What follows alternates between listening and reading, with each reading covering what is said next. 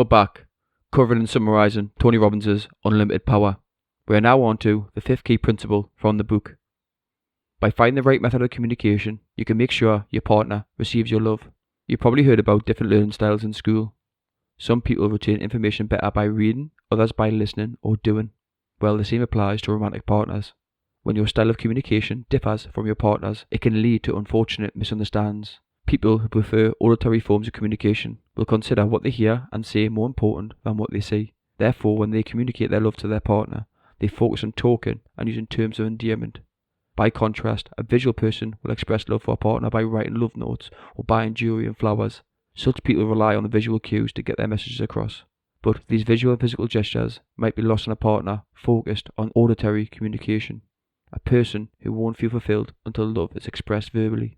In order to figure out what type of person your partner is, be it auditory, visual, or kinesthetic, which is someone who prefers touch and physical communication, you can ask some simple questions. First, ask your partner about a memorable time when he or she felt completely loved. Then, ask about what led to that feeling.